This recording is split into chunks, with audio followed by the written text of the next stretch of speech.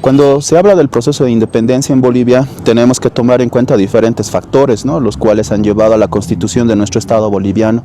Si nos enfocamos en 1809, tiene su antecedente en lo que va a ser la invasión de Napoleón Bonaparte a España, ¿no?, y la destitución y captura del rey Fernando VII.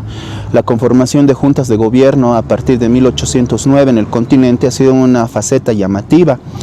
Si bien el proyecto aquí en La Paz y en Chuquisaca se inició en ese año, debemos recordar que la Revolución de Buenos Aires de 1810, del 25 de mayo, fue el que permitió, ¿no?, darse este paso para posteriormente ya adelantar, o en este caso dar como resultado el proceso de independencia. Ahora, en cuanto al proceso de independencia, hay que verlo también como una guerra civil, el enfrentamiento entre los mismos habitantes americanos. No tenemos un ejército netamente español. Debemos recordar que el ejército en América Latina o en América Española estaba constituido por diferentes estamentos de la sociedad.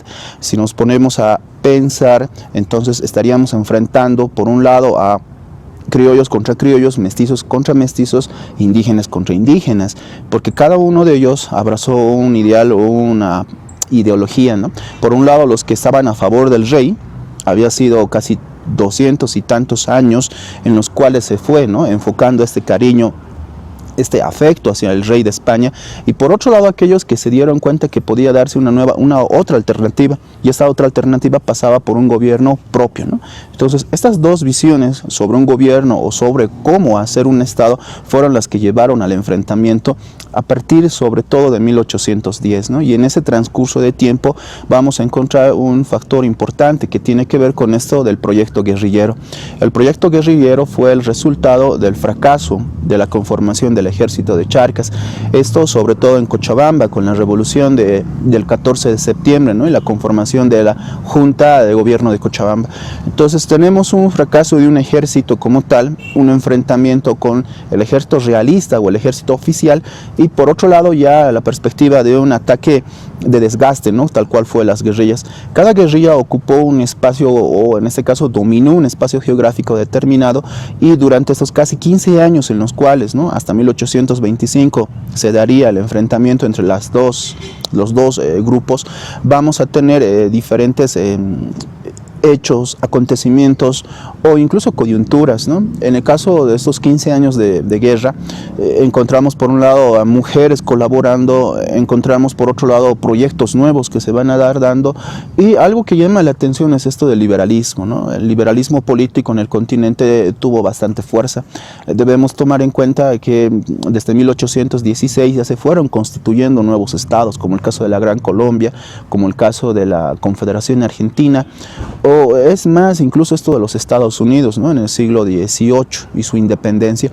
Entonces tenemos el sentimiento liberal que va a irse dando paulatinamente, ¿no? Y en 1820 podemos encontrar ya, diríamos aquí en el caso boliviano, o Charcas, como se le decía en la época, o Alto Perú durante la Guerra de Independencia, ya un sentimiento, digamos, de descontento tanto con los rioplatenses o con los bonaerenses y con los de la audiencia de Lima, ¿no?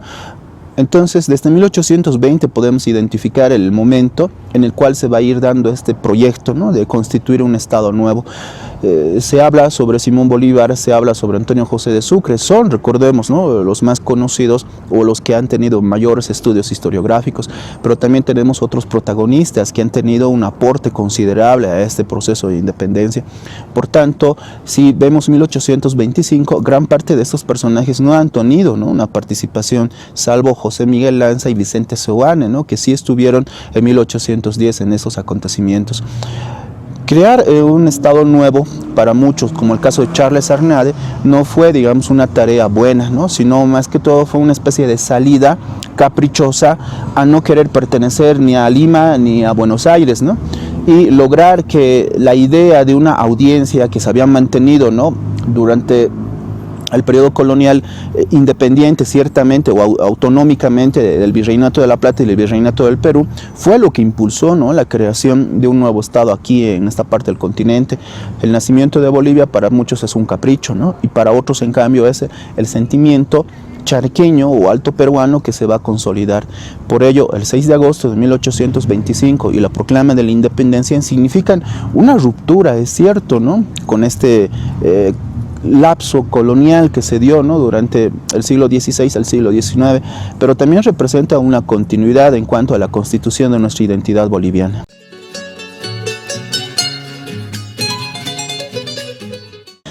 Tanto las guerrillas como los ejércitos oficiales y los ejércitos patriotas, como se les denominaron, tienen un sinfín, ¿no? El caso de los guerrilleros han tenido escaramuzas que no están compatibilizadas, porque con el desgaste al ejército oficial se hacía ataque en la noche, en el día, cualquier hora, ¿no? Y muchas de estas batallas terminaban muchas veces en bajas considerables, ¿no?, pero no en una derrota como tal. Esa fue la estrategia de guerrilla. Por otra parte, los ejércitos de Bolívar, en el ejército libertario del Gran Colombiano y el ejército de San Martín en el sur, sí han tenido, ¿no?, batallas que han sido consideradas desde una perspectiva militar, estratégica y de estudio, ¿no? El caso emblemático, debemos recordar, es la batalla de Chacabuco. En el caso chileno, la batalla de Maipú, ¿no?, la que consolidó la independencia de Chile. Después tenemos esto de la batalla de Pichincha, la batalla de Junín y la batalla de Ayacucho, ¿no?, las más emblemáticas. Ayacucho, que se cierra este ciclo, ¿no?, de peleas a la cabeza del ejército gran colombiano y la consolidación de la independencia del Perú con la derrota de la máxima autoridad, que era el virrey La Serna, ¿no? En cuanto al territorio alto peruano o de Charcas, vamos a tener una batalla que pasa desapercibida, que se llama batalla de Tumusla, la cual por un lado tiene a personajes o gente que estudió esta batalla como un simple motín, ¿no?, un motín encabezado por el coronel Carlos Medina Celi contra el último general español, que sería el general Olañeta, ¿no? Por otra parte, hay esa visión que dice, no, fue una verdadera batalla donde los dos bandos se enfrentaron y el general falleció en combate, ¿no?, como dijeron, falleció en su ley. Por tanto, la batalla de Tumusla sería la verdadera batalla, ¿no?, que consolidó la independencia de Bolivia, y no tanto Ayacucho, ¿no?, como se ha ido mencionando. Pero la batalla de Tumusla, por haber sido llevada a cabo, ¿no?, por un, digamos, general alto peruano como el coronel Carlos Medina Celi, no es tan relevante, ¿no?, si tomamos en cuenta esa faceta de que las batallas del ejército gran colombiano fueron gloriosas, ¿no? Por cuanto la batalla de Ayacucho es la más emblemática, debemos recordar dentro de la historiografía oficial, ¿no?, pero aquí en el caso de Charcas debemos recordar que es la batalla de Tumusla. Si bien es cierto que la batalla de Tumusla no tiene tanta relevancia, es la que de verdad, ¿no?, había sellado la independencia del Alto Perú, por cuanto un ejército a la cabeza de Carlos Medina Celi derrota, recordemos, al último general, que sería el general Olañeta, ¿no? Pero Ayacucho ha sido significativo, ¿no? El mariscal Antonio José de Sucre estuvo a la cabeza de la batalla de Ayacucho. Él fue el que derrotó al virrey Antonio José La Serna y también fue el que redactó la famosa capitulación de Ayacucho, ¿no? Es más, pasando los años, desde 1825 para adelante, se le empezó a denominar como la Paz de Ayacucho, aquí a Nuestra Señora de la Paz. Entonces tuvo un impacto considerable, ¿no? Pero la batalla que debíamos nosotros recordar es la batalla de Tumusla, ¿no?, esta del 2 de abril de 1825.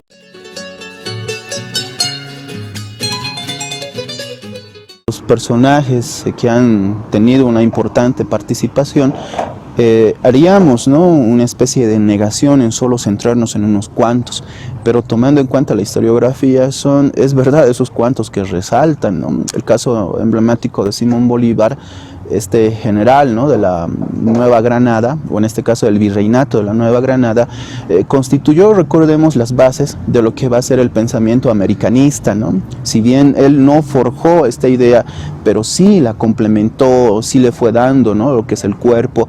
Y recordemos lo que ha sido esto de las famosas conferencias en Panamá, Jamaica, ¿no?, o la Angostura, ¿no?, con su proclama, las que llevaron, ¿no?, a un ideal de querer constituir una sola entidad política.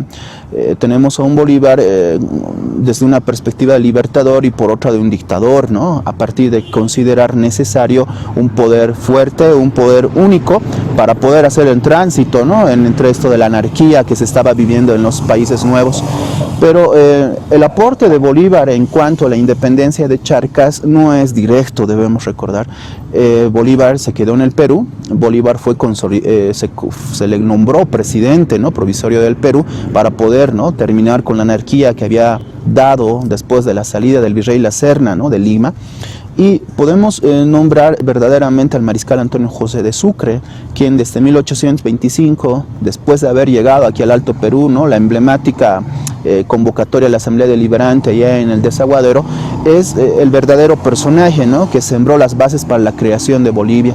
Bolívar es un personaje nominal o simbólico, es verdad, es más, las autoridades de la Asamblea buscaron, ¿no?, el reconocimiento explícito de Bolívar, de nuestra independencia, y de ahí de manejar esto, lo de la simbología, ¿no?, de una república de Bolívar, ¿no?, o de pasar a llamarla Bolivia como hija predilecta del Libertador, ¿no? Pero retornando a ese tema, el que de verdad le dio ese énfasis de crear o dar las bases del nuevo Estado fue al mariscal Antonio José de Sucre.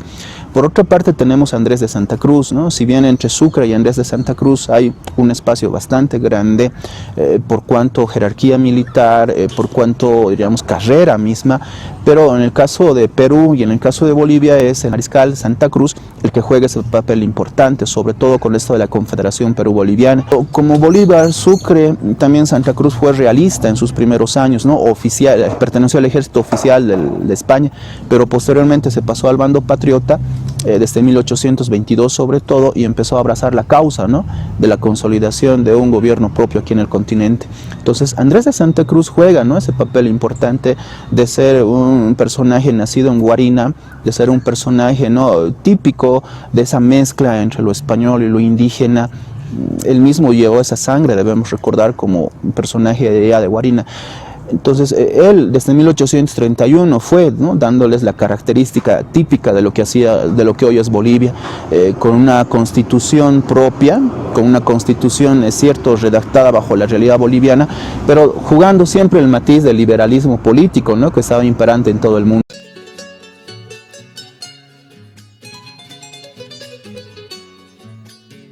Por favor, dale un like y compártelo con tus contactos. Ayúdanos a difundir la historia de Bolivia. Gracias.